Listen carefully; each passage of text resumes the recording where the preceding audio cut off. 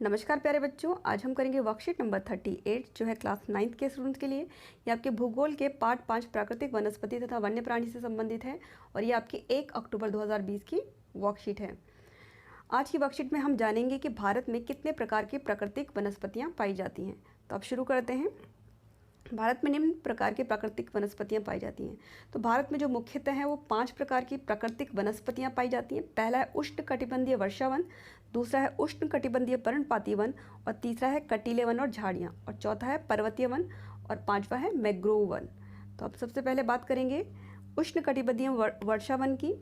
उष्णकटिबंधीय वर्षावन के बारे में जानने से पहले हम ये समझेंगे उष्णकटिबंध क्या होता है। ठीक है, जिसने भूगोल अच्छे से पढ़ा है उसको वैसे पता होना चाहिए, फिर भी मैं एक बार आपको रिवाइज करवा देती हूँ। आपको पता है हमारी जो पृथ्वी पे इस तरह से जो रेखाएं खींची होती है वो अक्षांश रेखाएं होती हैं, और उसमें सबसे महत्वपूर्ण अक्षांश रेखा कौन सी होती है? 0 डिग्री, जिसको हम भूमध्य रेखा बोलते हैं। ठीक है, ये पृथ्वी को तो 2 बराबर भागों में बांटती है। उसके बाद जो हमारी होती है वो होती है महत्वपूर्ण अक्षांश रेखा होती है 23.5 डिग्री। ठीक है, उत्तर, इसको हम बोलते हैं क्या? कर्कवृत्त। ऐसे ही दक्षिण में भी होती है हमारे पास 23.5 डिग्री पर। अभी हम सिर्फ इन दोनों की बात कर रहे हैं। 23.5 डिग्री दक्षिण में भी हमारे पास जो अक्षांश रेखा है इसको हम बोलते हैं मकरवृत्त। अब देखो, भूमध्य रेखा से इन दोनों क्षेत्रों के बीच में जो जलवायु पाई जाती है वो बहुत गर्म होती है। ठीक है, हम उसको उष्णकटिबंधीय जलवायु बोलते हैं। ठीक है, मैंने क्या कहा कि ये जो बीच में जो जलवायु पाई जाएगी वो कैसी कहलाएगी? उष्णकटिबंधीय। 23.5 डिग्री ऊपर नॉर्थ की तरफ और 23.5 डिग्री साउथ की तरफ जो अक्षांश रेखाओं के बीच में जलवायु पाई जाती है हम उसको बोलते हैं उष्णकटिबंधीय जलवायु। अगर आप भारत की बात करेंगे तो जो हमारा भारत है, भारत के बीचों बीच से जो है कर्कवृत्त जाता है। ठीक है, तो इसलिए इसका जो दक्षिण वाला भाग है, कर्कवृत्त के जो दक्षिण में हमारा भारत पड़ता है, ये हमारा उष्णकटिबंधीय जलवायु वाला क्षेत्र है। तो ये जो उष्णकटिबंधीय वर्षावन है वो इन्हीं क्षेत्रों में पाए जाते हैं। ठीक है, तो अब शुरू करते हैं उष्णकटिबंधीय वर्षावन के बारे में। ये वन पश्चिमी घाटों, ठीक है, पश्चिम कौन सा? ये वाला, यहाँ पश्चिमी घाटों, लक्षद्वीप। ठीक है, लक्षद्वीप कहाँ पे? हमारा इधर की तरफ को लक्षद्वीप हो गया। अंडमान निकोबार जो यहाँ पे आइलैंड्स हैं वहाँ पर पाया जाता है। और जो आसाम है, आसाम यहाँ पे ऊपर की तरफ है। आसाम का जो क्षेत्र है उसमें भी इस तरह के जो वर्षावन है वो पाए जाते हैं। उसका कारण क्या है बेटा? एक तो ये क्षेत्र में तो गर्म जलवायु तो होगी, दूसरा ये ज़्यादातर क्षेत्र जो बिल्कुल समुद्र के पास है। अब गर्मी होती है तो समुद्र से जो है क्या होता है कि जो पानी भाप बन के उड़ता है उससे बादल बनते हैं और बारिश होती है। तो ये जो क्षेत्र हैं इनमें बहुत अधिक बारिश होती है, जिसकी वजह से यहाँ पर जो है उष्णकटिबंधीय वर्षावन पाए जाते हैं। यहाँ पर जो वर्षा की मात्रा है वो 200 सेंटीमीटर से अधिक है, और यहाँ पे जो वृक्षों की ऊंचाई है वो 60 मीटर तक हो सकती है। 60 मीटर आप कल्पना कर सकते हो कि जो एक बिल्डिंग है, मतलब एक मंजिल जो होता है लगभग 3 मीटर ऊंची होती है। तो आप सोचो ये कितनी ऊंचे जो है पेड़ यहाँ पर होते हैं। उसके अलावा यहाँ प्रत्येक प्रकार की वनस्पति, वृक्ष, झाड़ियाँ पाई जाती हैं, और इनमें व्यापारिक महत्व के कुछ वृक्ष भी पाए जाते हैं, जैसे हो गया आबनूस, मोहगनी, रोजवुड, रबड़ और सिनकोना। और इन वनों में जो जानवर पाए जाते हैं वो है हाथी, बंदर, लंगूर, हिरण आदि। और ये वाले जो वन होते हैं बेटा उष्णकटिबंधीय वर्षावन है ना, ये सदाबहार वन होते हैं, क्योंकि इनके जो पत्ते होते हैं, पेड़ होते हैं, वो पत्ते एक साथ नहीं गिराते, इसलिए इस तरह के वनों में हमेशा जो हरियाली बनी रहती है। अब चलते हैं आगे। जो हमारा अगला है यह है उष्णकटिबंधीय पर्णपाती वन। पर्णपाती मतलब जो पत्ते गिराते हैं, ऐसे वाले वन है ना। भारत में सबसे बड़े क्षेत्र में फैले हुए वन हैं, इन्हें मानसूनी वन भी कहते हैं, और ये उन क्षेत्रों में विस्तृत है जहाँ 70 सेंटीमीटर से 200 सेंटीमीटर तक वर्षा होती है। ये वन झारखंड, पश्चिमी उड़ीसा और छत्तीसगढ़ में पाए जाते हैं। और उष्णकटिबंधीय जो पर्णपाती वनों की सबसे प्रमुख जो प्रजाति है वो सागौन है ना। यहाँ पे जो सबसे मेन पेड़ हैं वो कौन से हैं? सागौन के। तथा व्यापारिक महत्व के भी कुछ वृक्ष पाए जाते हैं जो बिजनेस में काम आते हैं, है ना। बांस हो गया, शीशम हो गया, चंदन हो गया, कुसुम, अर्जुन तथा शहतूत। ठीक है, इन पेड़ों की जो लकड़ियाँ हैं वो व्यापारिक महत्व वाली हैं। अब चलते हैं अगला। देखो, जो उष्णकटिबंधीय पर्णपाती वन है ना, इसी का पार्ट है शुष्क पर्णपाती वन। ठीक है, ये इससे अलग नहीं है, इसी का हिस्सा है। तो ये शुष्क पर्णपाती वन उन क्षेत्रों में पाए जाते हैं जहाँ जो वर्षा है वो 70 सेंटीमीटर से कम होती है, यानी ये कम वर्षा वाले क्षेत्रों में होते हैं। ये वन जो है उत्तर प्रदेश तथा बिहार के मैदानों में पाए जाते हैं। अब आते हैं हम तीसरे प्रकार का जो हमारा प्राकृतिक वनस्पति हमारे देश में पाई जाती है वो है कटीले वन और झाड़ियाँ के क्षेत्रों में मुख्य पादप प्रजातियाँ अक्सिया, खजूर, पाम, यूफेर, ये इसकी ना मेन वो दे रखी है कि कटीले वन और झाड़ियों में हमारे पास कौन कौन से जो है ये पेड़ पाए जाते हैं। इसके बारे में और थोड़ा जानते हैं। बेटा ये जो वन है ये मुख्यतः जो पाए जाते हैं ये पाए जाते हैं गुजरात में, राजस्थान, छत्तीसगढ़, ठीक है। गुजरात और राजस्थान को तो आपको पता ही है, इसका कई सारा इलाका जो है वो कैसा है, रेतीला है। इसके अलावा छत्तीसगढ़ में भी मिलते हैं, मध्य प्रदेश, उत्तर प्रदेश तथा हरियाणा के जो अर्धशुष्क क्षेत्र हैं जहाँ पे मतलब बारिश बहुत कम होती है वहाँ पर ये पाई जाती हैं कटीले वन और झाड़ियाँ। और इसके अलावा जो है यहाँ पर ये जो वन होते हैं इनमें जो जानवर पाए जाते हैं वो है चूहे, खरगोश, लोमड़ी, भेड़िए, शेर, है ना, जंगली गधे, ऊँट इत्यादि।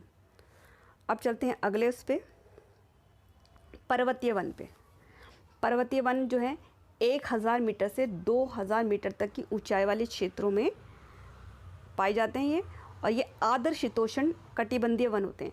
अब आपको मैंने बताया था कि जो भारत, ये जो कर्क रेखा है भारत को 2 भागों में बांटी है, तो ये नीचे वाला तो होता है उष्ण कटिबंधीय जलवायु, ऊपर वाला जो होता है वो शीतोष्ण कटिबंधीय जलवायु होती है, ठीक है। कर्क रेखा से ऊपर 66.5 डिग्री तक, ये 23.5 डिग्री होती है, और 66.5 डिग्री तक वाला जो क्षेत्र है वो क्या कहलाता है, शीतोष्ण कटिबंधीय। तो हमारा जो उत्तरी भाग है, उत्तरी भारत है, वो शीतोष्ण कटिबंधीय में आता है। तो ये जो वन है ये वहीं पर पाए जाते हैं, पर्वतीय वन। और कितनी ऊंचाई पर पाए जाते हैं, 1000 से 2000 मीटर की ऊंचाई वाले क्षेत्रों में।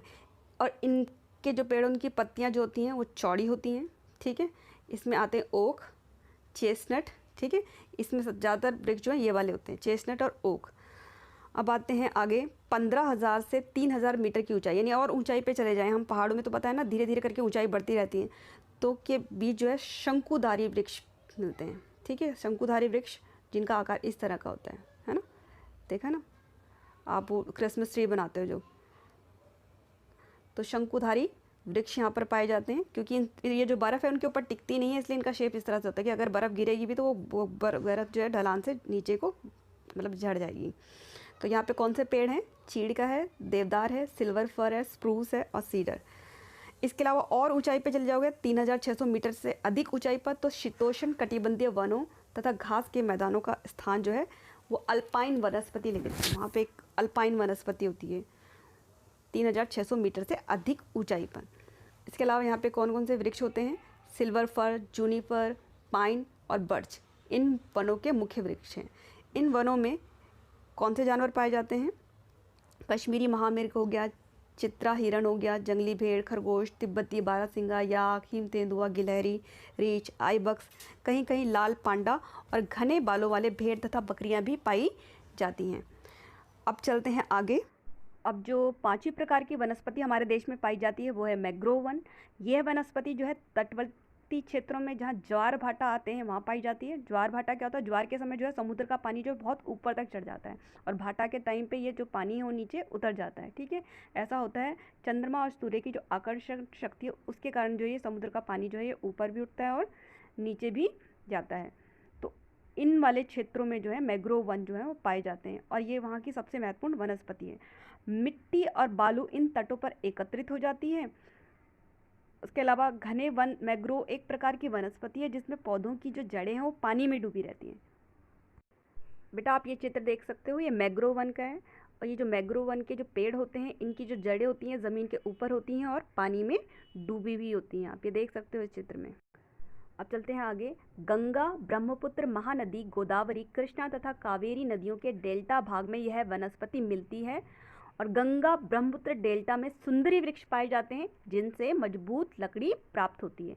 इसके अलावा और यहाँ पे कौन से वृक्ष होते हैं, मैंग्रोव वन में नारियल का पेड़ होता है, ताड़, क्योड़ा, वेंगर, ठीक है। ये भी वृक्ष हैं विभिन्न भागों में पाए जाते हैं। और यहाँ का जो प्रसिद्ध जानवर है वो है रॉयल बंगाल टाइगर। प्रश्न 1, भारत में कितने प्रकार की वनस्पति पाई जाती है, तो इसका उत्तर है भारत में निम्न 5 प्रकार की वनस्पति पाई जाती है। उष्ण कटिबंधीय वर्षा वन, उष्ण कटिबंधीय पर्णपाती वन, ठीक है, ये पर्णपाती है, प लिखना है इसको। कटीले वन और झाड़ियाँ, पर्वतीय वन और मैंग्रोव। ठीक है, अब चलते हैं आगे। प्रश्न 2 है, भारत के वनस्पति क्षेत्रों में पाए जाने वाले वृक्षों के नाम व उनके भारत के वनस्पति क्षेत्रों में पाए जाने वाले वृक्षों के नाम उनके वनस्पति क्षेत्र के अनुसार लिखिए। तो आप इस तरह से इसका उत्तर लिखेंगे, ऐसा टेबल सा बना लो, इससे लिखने में आसानी रहती है। ये वनस्पति क्षेत्र वाला कॉलम हो गया, ये पाए जाने वाले वृक्ष हो गए। तो वनस्पति क्षेत्र हो गया उष्णकटिबंधीय वर्षावन, तो इसमें आबनूस, महोगनी, रोजबुड, रबड़ और सिनकोना हो गया। ठीक है, ऐसे उष्णकटिबंधीय पर्णपाती वन के वृक्ष हो गए बांस, शीशम, चंदन, कुसुम, अर्जुन, शहतूत आदि। ऐसे ही कटीले वन और झाड़ियाँ में आता है खजूर, यूफोरबिया, ये इसके ऊपर मात्रा नहीं है, ठीक है, यूफोरबिया और नागफनी। और पर्वतीय वन में आते हैं चीड़, देवदास, स्प्रूस, सीडर, ओक आदि। मैंग्रोव वन में आते हैं सुंदरी, नारियल, ताड़ आदि भी लिख सकते हो आप इसके आगे। ठीक है, तो ये आपका उत्तर पूरा हो गया। अब चलते हैं अगले प्रश्न की ओर। अब प्रश्न नंबर 3 जो है थोड़ा सा लेंदी है। ठीक है, ये ज़्यादातर 5 नंबर वाला प्रश्न है, तो आप इसको जैसे मैंने लिखा है वैसे भी कर सकते हो, और आपकी वर्कशीट में जैसा दिया गया आप उसमें से भी इसको उतार सकते हो। ठीक है, तो इसका उत्तर ऐसे लिख लेना, भारत के प्रमुख वनस्पति क्षेत्रों का संक्षिप्त वर्णन निम्नलिखित है। सबसे पहले उष्णकटिबंधीय वर्षा वन। ठीक है, ये वन जो है 200 सेंटीमीटर या इससे अधिक वर्षा वाले क्षेत्रों में पाए जाते हैं। इन वनों में प्राय पाए जाने वाले वृक्ष हैं मोगनी, रोजवुड आदि। ऐसे इनमें पाए जाने वाले जानवर लिख दिए। ठीक है, ये वन एक साथ अपनी पत्तियां नहीं गिराते, इसलिए सदाबहार वन कहलाते हैं। ये जानबूझ के मैंने आपको ये वाली लाइन लिखवाई है, तो आपको ये याद रहे कि सदाबहार वन जो है वो कौन से वाले होते हैं। इसके अलावा अब ये कौन सी भारत में किन स्थानों पर पाए जाते हैं? पश्चिम के ढलानों पर लक्षद्वीप, अंडमान निकोबार, असम, तटीय तमिलनाडु, पश्चिम बंगाल, उड़ीसा एवं भारत के उत्तर पूर्वी इलाकों में ये पाए जाते हैं। अब चलते हैं आगे। उष्णकटिबंधीय पर्णपाती वन। ठीक है, ये 70 सेंटीमीटर से 200 सेंटीमीटर वार्षिक वर्षा वाले क्षेत्रों में पाए जाते हैं। शुष्क गर्मियों में ये जो वन होते हैं ये पत्तियां गिराते हैं 6 से 8 हफ्ते। इन वनों में पाए जाने वाले वृक्ष सोगान, साल, शीशम, चंदन, नीम आदि हैं। ये वन जो है कहाँ पाए जाते हैं? प्रायद्वीपीय पठार के अधिक वर्षा वाले क्षेत्रों, उत्तर प्रदेश, बिहार के मैदानों में ये पाए जाते हैं। जानवर यहाँ पे कौन से हैं? सिंह, सुअर, हिरण, हाथी आदि। अब इसके आगे चलते हैं। अब है कटीले वन और झाड़ियाँ। तो ये इन जंगलों में 70 सेंटीमीटर से कम वर्षा होती है, यानी बहुत ही कम वर्षा होती है। ये वन मिलते हैं हमें गुजरात में, राजस्थान में, छत्तीसगढ़, मध्य प्रदेश, उत्तर प्रदेश, हरियाणा के अर्ध शुष्क क्षेत्रों में ये वन पाए जाते हैं। यहाँ पाए जाने वाले पौधे हैं खजूर, नागफनी, यूफोरबिया। जानवर हैं यहाँ पे चूहे, खरगोश, गधे, घोड़े आदि। और इन वृक्षों की जो पत्तियाँ होती हैं छोटी होती हैं ताकि वाष्पीकरण जो है कम हो, है ना। यहाँ पे ज़्यादातर कांटे वाली पत्तियाँ होती हैं। आपको पता है नागफनी पे जो कांटे होते हैं एक्चुअली में वो क्या होती है? रूपांतरित पत्तियाँ होती हैं। वो पत्तियाँ ही होती हैं जो कांटों का रूप ले लेती हैं ताकि वाष्पीकरण जो है कम हो। अब चलते हैं आगे। पर्वतीय वन। ये वन जो है मुख्यतः कहाँ पर मिलेंगे? हिमालय के दक्षिणी ढलानों तथा दक्षिण एवं उत्तर पूर्वी भारत के अधिक ऊंचाई वाले स्थानों पर ये वाले जो वन हैं पाए जाते हैं। अधिक ऊंचाई पर शीतोष्ण कटिबंधीय घास के मैदान प्राय पाए जाते हैं। यानी बहुत ज़्यादा ऊंचाई पर जो 3600 मीटर की ऊंचाई पर जो पाए जाते हैं वो शीतोष्ण कटिबंधीय घास के मैदान हैं। ठीक है, यहाँ पर पाए जाने वाले जो जानवर हैं वो कौन कौन से हैं? गिलहरी, ये रीछ में 6 से, ये वाला 6 लिखना, ठीक है, 6 से 36 वाला, हिम तेंदुआ आदि।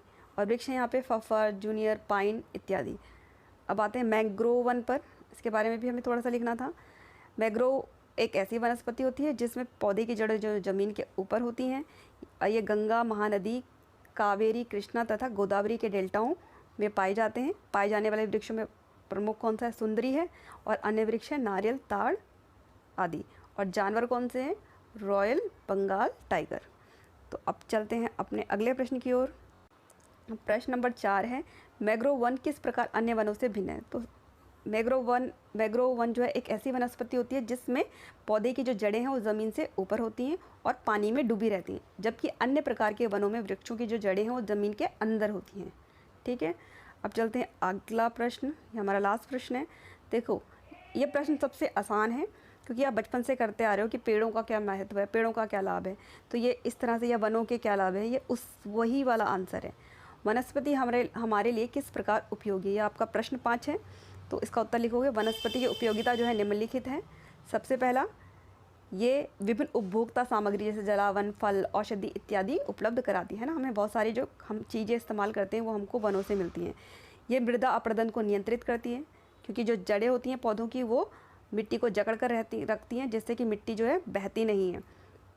ये बहुत से उद्योगों का आधार है, मतलब ये बहुत सारे उद्योगों को जो है, जो वनस्पति होती है वो क्या प्रदान करती है, कच्चा माल, ठीक है। तो ये बहुत सारे उनका आधार है। जैसे रबड़ उद्योग के लिए रबड़ देती है, कागज़ उद्योग के लिए, ठीक है, कागज़ उद्योग भी हमारा किस पर निर्भर करता है, वनों पे। ऐसे बहुत सारे उद्योग हैं जो कागज़ों पर, ये वनों पर या वनस्पति पर निर्भर करते हैं, है ना। फर्नीचर उद्योग कहाँ पे बनेगा, फर्नीचर पेड़ों से बनेगा, है ना, उसके लिए वनस्पति यानी पेड़ चाहिए। तो चलो, तो ये बहुत सारे उद्योगों का आधार है। चौथा पॉइंट है, ये कई समुदायों की जीविका का आधार है। आपको पता है जो बहुत सारे आदिवासी लोग हैं, उनकी जो जीविका का साधन है वो क्या है, वन है। वो वनों के से प्राप्त होने वाले उत्पादों को ही जो है बेच करके अपना भरण पोषण करते हैं। इसके अलावा ये पवन तथा तापमान को नियंत्रित करते हैं और वर्षा लाने में भी सहायता करते हैं, ठीक है। आपको पता है ना, जो पेड़ हैं वो हम हमेशा कहते हैं वो बादलों के दोस्त होते हैं। वो अपनी तरफ बादलों को खींचते हैं, जिससे वर्षा जो है होती है। और तापमान को भी ये नियंत्रित करते हैं। आप देखना, जहाँ बहुत घने वन होंगे और एक जहाँ पे वन नहीं होंगे, वहाँ के तापमान में बहुत अंतर होगा। इसके अलावा छठा पॉइंट क्या है, ये हमारे वातावरण को वायु प्रदूषण से रक्षा करते हैं। तो ये वायु प्रदूषण को भी कम करते हैं।